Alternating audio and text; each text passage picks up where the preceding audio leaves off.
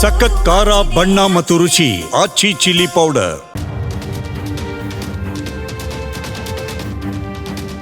ನಮಸ್ಕಾರ, ನಾನು ದಿವ್ಯಶ್ರೀ. ಬಿಪಿಎಲ್ ಕಾರ್ಡುದಾರರಿಗೆ ರಾಜ್ಯ ಸರ್ಕಾರ ಬಿಗ್ ಶಾಕ್ ಕೊಟ್ಟಿದೆ. ಅನರ್ಹ ಕಾರ್ಡುಗಳ ಪರಿಶೀಲನೆಗೆ ಆಹಾರ ಇಲಾಖೆ ಅಧಿಕಾರಿಗಳು ಮುಂದಾಗಿ ಹಲವು ಕಾರ್ಡ್ಗಳನ್ನು ರದ್ದು ಮಾಡಿದ್ದಾರೆ.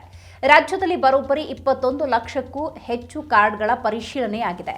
ಕೇಂದ್ರ ಮತ್ತು ರಾಜ್ಯ ಸರ್ಕಾರ 16 ಮಾನದಂಡವನ್ನು ಆಧರಿಸಿ ಕಾರ್ಡ್ಗಳನ್ನು ರದ್ದು ಮಾಡುತ್ತಿವೆ.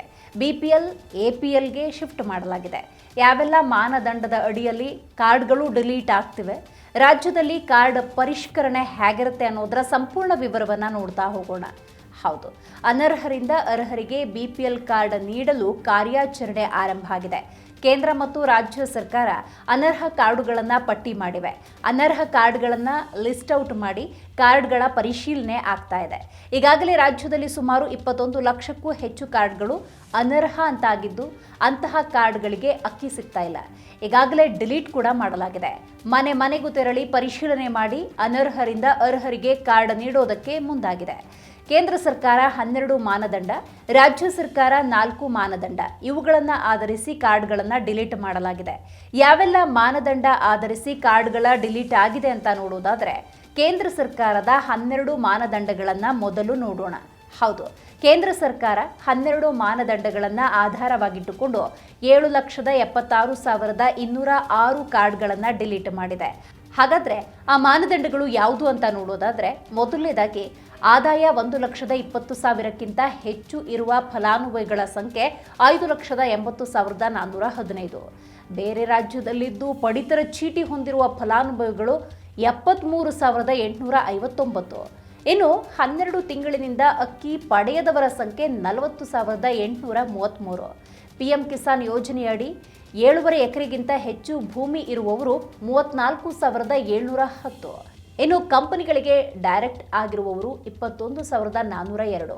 6ರಿಂದ 12 ತಿಂಗಳವರೆಗೂ ಅಕ್ಕಿ ಪಡೆಯದವರು 17,414. ಜಿಎಸ್ಟಿ ಹೊಂದಿದ್ದು 25 ಲಕ್ಷಕ್ಕಿಂತ ಹೆಚ್ಚು ವಹಿವಾಟನ್ನು ಹೊಂದಿರೋರು 2,695 ಮಂದಿ. ಇನ್ನು 100 ವರ್ಷ ಮೇಲ್ಪಟ್ಟ ಪಡಿತರ ಫಲಾನುಭವಿಗಳು 2,050. ಆಧಾರ್ ಸ್ಥಿತಿಯಲ್ಲಿ ಮೃತ ವ್ಯಕ್ತಿಗಳ ಸಂಖ್ಯೆ 1,452 ಆಗಿದೆ. 18 ವರ್ಷಕ್ಕಿಂತ ಕಡಿಮೆ ವಯಸ್ಸಿನ ಏಕಸದಸ್ಯ ಫಲಾನುಭವಿ 793. 1ಕ್ಕಿಂತ ಹೆಚ್ಚು ಪಡಿತರ ಚೀಟಿ ಇರುವವರು 430. 4 ಚಕ್ರ ವಾಹನ ಇರುವವರು 153.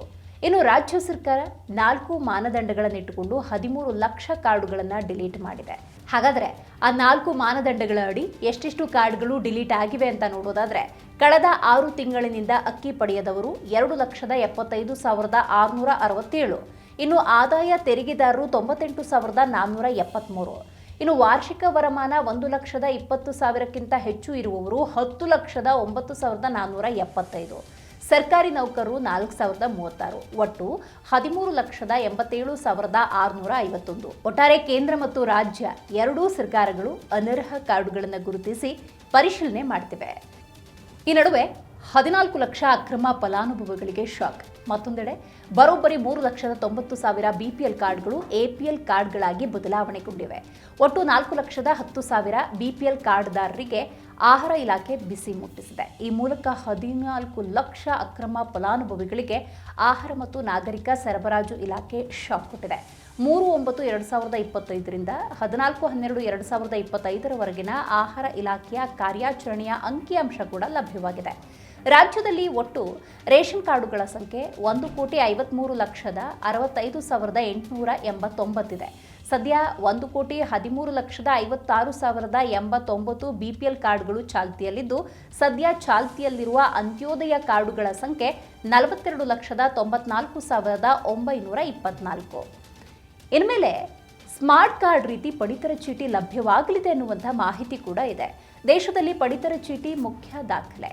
ಹೊಸ ರೇಷನ್ ಕಾರ್ಡ್ ಕೂಡ ಬಿಡುಗಡೆ ಆಗ್ತಾ ಇದ್ದಂತೆ ಅನ್ನಭಾಗ್ಯ ಯೋಜನೆಯ ಪ್ರಯೋಜನ ಮಾತ್ರವಲ್ಲದೆ ಇದನ್ನು ಸ್ಮಾರ್ಟ್ ಕಾರ್ಡ್ ರೀತಿಯಲ್ಲಿಯೇ ಉಪಯೋಗಿಸಿಕೊಳ್ಳಬಹುದು. ಅಂದರೆ ಏರ್ಪೋರ್ಟ್ನಲ್ಲಿ, ಬ್ಯಾಂಕ್ಗಳಲ್ಲಿ ಐಡಿ ಕಾರ್ಡ್, ಬ್ಯಾಂಕ್ನ ಇತರ ಸೇವೆ ಪಡೆದುಕೊಳ್ಳಲು ಕೂಡ ಬಳಸಿಕೊಳ್ಳಬಹುದು.